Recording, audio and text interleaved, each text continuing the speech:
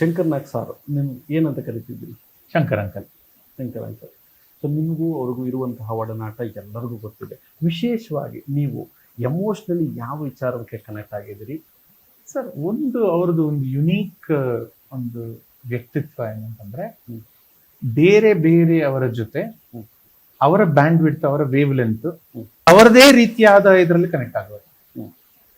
So ನಾನು ಎಷ್ಟೋ ಜನ ಶಂಕರ್ ನಾಗ್ ಸರ್ ಅವರ ಕ್ಲೋಸ್ ಫ್ರೆಂಡ್ ಆಗ್ಲಿ, ಅವರ ಜೊತೆ ಇದ್ದವ್ರ ಜೊತೆ ಮೀಟ್ ಮಾಡಿದ್ದೀನಿ.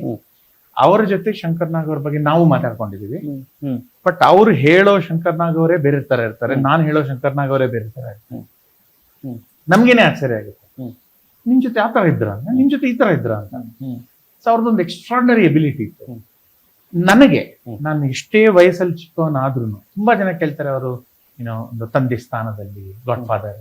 ಇಲ್ಲ, ಆತರ ಇರ್ಲಿಲ್ಲ ಅವರು. ಯಾಕೆ ಇದನ್ನ ಹೇಳ್ತೀನಿ ಅಂತ, ಒಂದು ಹೆಮ್ಮೆಯಾಗೂ ಹೇಳ್ತೀನಿ, ಒಂದು ಪ್ರೀತಿಯಲ್ಲೂ ಹೇಳ್ತಾ ಇದ್ದೀನಿ. ಆತರ ಇದ್ಬಿಟ್ಟಿದ್ರೆ ನಾನು ಅಷ್ಟು ಕ್ಲೋಸ್ ಆಗ್ತಾ ಇರಲ್ವೇನೋ. ಅಷ್ಟು ಇದ್ರೆ ಅವರು ಒಂಥರ ಗೈಡೆನ್ಸು, ಇನ್ಸ್ಟ್ರಕ್ಟರ್, ಅಡ್ವೈಸರ್ ಆ ಸ್ಥಾನ ಕೊಟ್ಟೋಗಿರೋರು. ಅವ್ರು ಆ ಸ್ಥಾನದಲ್ಲಿ ಇರ್ತಾರೆ. ಒಬ್ಬ ಓಲ್ಡರ್ ಫ್ರೆಂಡ್ ಆಗಿರ್ತಾರೆ. ಸೊ ನನಗೆ ನನ್ನ ಭಾಷೆಯಲ್ಲಿ ಅರ್ಥ ಮಾಡಿಸ್ತಾ ಇದ್ರು, ನನಗೆ ಅರ್ಥ ಆಗೋ ರೀತಿಯಲ್ಲಿ ಎಕ್ಸಾಂಪಲ್ಸ್ ಕೊಡ್ತಾ ಇದ್ರು.